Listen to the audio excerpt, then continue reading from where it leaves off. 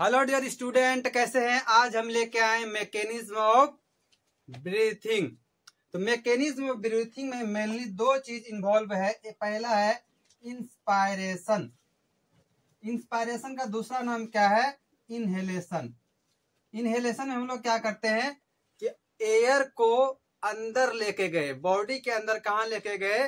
Respiratory system के through lungs में गया। इसको हम लोग बोल दिए इनहेलेशन या फिर एक्सपायरेशन। दूसरा आता है एक्सपायरेशन। एक्सपायरेशन जिसका क्या है? एक्सेलेशन दूसरा नाम है। और इस एक्सेलेशन उसको कहा जाता है जब हम लोग एयर को अंदर से बाहर करते हैं। मतलब क्या कि जैसे कि हम लोग ऑक्सीजन को अंदर ले गए और हम बदले में उधर से क्या छोड़े? Carbon dioxide. तो सांस को लेना और सांस को छोड़ना है, क्या कहलाता है? यही ब्रीथिंग कहलाता है। तो मैकेनिज्म ऑफ ब्रीथिंग में मेनली यही दो चीज है। पहला क्या है? इंस्पायरेशन है। दूसरा क्या है? एक्सपायरेशन है। तो जब हम लोग इंस्पायरेशन करते हैं, जब हम लोग सांस लेते हैं तो क्या होता है? जब हम लोग सांस लिए तो क्या हमारे बॉडी में कुछ चेंजेस देखने को मिला। हम क्या देखे कि हमारा जो लंग्स था वो बड़ा हो गया, हमारा जो डायफ्राम था वो नीचे हो गया, और जो रिब्स था वो भी क्या हो गया? कॉन्ट्रैक्ट हो गया। तो वही चीज हम लोग मैकेनिज्म में देखने वाले हैं कि जब इंस्पायरेशन करते हैं तो हमारे बॉडी में क्या चेंजेस होता है, और जब एक्सपायरेशन करते हैं तब हमारे बॉडी में क्या चेंजेस होता है। तो सबसे पहले हम देखेंगे इंस्पायरेशन। जब हम लोग इंस्पायरेशन का मतलब क्या बताया कि सांस को अंदर ले जाना। जब हम लोग इनहेल करते हैं ऑक्सीजन को, एयर को, तब क्या होता है हमारे बॉडी में कि ये जो डायफ्राम है वो फ्लैट हो जाता है। मतलब क्या, थोड़ा समझिएगा यहाँ पे कि हमारा जो डायफ्राम अभी है रिलैक्स में, वो कुछ इस तरह से डोम शेप्ड है। मतलब क्या, ये गुंबद नमा स्ट्रक्चर है। तो डायफ्राम अभी जो नॉर्मल में कैसा है? कुछ इस तरह से है। लेकिन जब हम लोग क्या किए, सांस को अंदर ले गए, तो ये जो डायफ्राम था ये क्या हो गया? अब ये फ्लैट हो गया।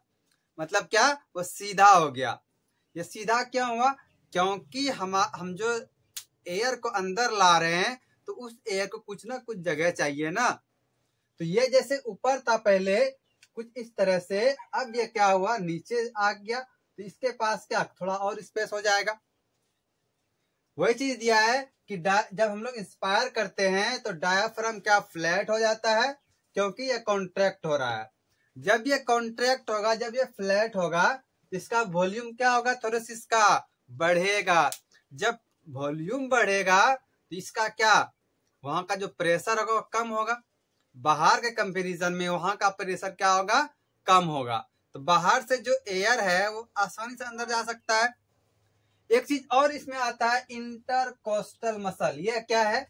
जैसे कि हम लोग का रिब्स है, ठीक, ऐसे रिब्स रहता है, और यहाँ पे एक बोन है जिसका नाम क्या है? स्टर्नम है, और इसके जस्ट पीछे क्या रहता है? बैकबोन। तो सब ये एक दूसरे से अटैच रहते हैं। तो ये जो हमारा रिब्स है, इन रिब्स के बीच में जो मसल्स रहते हैं, इस मसल्स को कहा जाता है इंटरकोस्टल मसल। ये क्या है? Intercostal muscle. इंटरकोस्टल मसल का मतलब क्या हुआ कि ये जैसे ही यहाँ पे रिब्स के साथ जुड़ा हुआ है और इसके बीच में पाया जाता है इंटरकोस्टल मसल।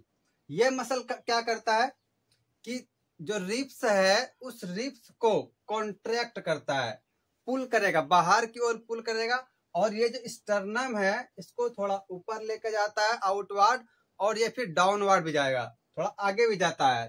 तो इंटरकोस्टल मसल जो है ये क्या है? दे अकर इन बिटवीन रिब्स। ये रिब्स के बीच में पाया जाता है। जब ये कॉन्ट्रैक्ट करेगा तो क्या होगा कि रिब्स पुल करता है, उसके बाद स्टर्नम कहाँ चला जाएगा? Upward and downward. मतलब ये ऊपर जाके नीचे भी आता है। तो इससे क्या हुआ? हमारे थोरेसिस का वॉल्यूम और इंक्रीज किया। मतलब क्या कि जैसे डायफ्राम था, डायफ्राम पहले डोम शेप का था, वो क्या होगा? फ्लैट हो गया। जैसे ये फ्लैट हुआ तो थोड़ा सा स्पेस मिला इसको, थोरेसिस को। लेकिन जब इंटरकोस्टल मसल अपना कॉन्ट्रैक्ट किया तो जो रिब्स था वो भी क्या हुआ? थोड़ा सा और जगह बना। तो अब क्या कुल मिला के क्या हुआ कि जब हम लोग इंस्पायर किए तो डायफ्राम फ्लैट हो गया, हमारा रिब्स क्या हुआ, थोड़ा आउटवर्ड चला गया, अपवर्ड चला गया, जिससे कि हमारे लंग्स का जो है, हमारे थोरेसिस कैविटी का थोड़ा सा वॉल्यूम ज्यादा हो गया। जब वॉल्यूम ज्यादा होगा तो क्या हो जाएगा, अब उस लंग्स का जगह ज्यादा हुआ तो प्रेशर कम हो जाएगा, और जब प्रेशर कम हुआ तो एयर क्या होगा, आसानी से बाहर से अंदर आ सकता है। बाहर से अंदर कहाँ, लंग्स में आ जाएगा। वही जब हम लोग एक्सपायर करेंगे, मतलब क्या कि ऑक्सीजन को अब इनहेल कर दिए, एक्सेल कर दिए, तो जैसे ही एक्सेल करेंगे हमारे बॉडी पार्ट में जो डायफ्राम था, इंटरकोस्टल मसल था, वो सारा क्या हो जाएगा, फिर से रिलैक्स हो जाएगा। जैसे कि यह क्या था, हमारा डायफ्राम जो था पहले क्या था, डोम शेप था। जैसे हम लोग इंस्पायर किए तो इंस्पायर करने के बाद क्या हुआ, ये फ्लैट हो गया था। जब हम लोग इंस्पायर किए तो ये क्या हुआ, फ्लैट हो गया। लेकिन जैसे ही एक्सपायर करेंगे तो एक्सपायर करने के बाद ये फिर से रिलैक्स हो जाएगा। मतलब क्या कि फिर से ये अपने शेप में आ जाएगा, डोम शेप में। जैसे ही डोम शेप में आया, मतलब क्या ये कॉन्वेक्स हो गया। जैसे ही कॉन्वेक्स हो गया, ये फिर से ओरिजिनल मोड में आया, तो ये क्या करेगा कि वहां का जो वॉल्यूम है वो कम हो जाएगा। जब वॉल्यूम कम होगा तो अब क्या, वहां जो एयर ज्यादा था पहले, वो बाहर निकलेगा। उसके बाद बात करते हैं इंटरकोस्टल मसल क्या होगा। जब हम लोग एक्सपायर किए तो इंटरकोस्टल मसल जो है ये कॉन्ट्रैक्ट किया, और जैसे कॉन्ट्रैक्ट किया तो रिब्स पुल हुआ, पुल होने से क्या होगा, वो नीचे जाएगा, डाउनवर्ड जाएगा। इसमें जो एब्डोमिनल मसल है वो भी कॉन्ट्रैक्ट होता है। तो सारा मिला के क्या हुआ कि ये जो हमारा इंस्पायरेशन हुआ और एक्सपायरेशन हुआ, तो इंस्पायरेशन में हमारा डायफ्राम वो फ्लैट हो गया, जिससे कि हमारे लंग्स का, हमारे थोरेसिस का वॉल्यूम ज्यादा हो गया और प्रेशर कम हो जाएगा।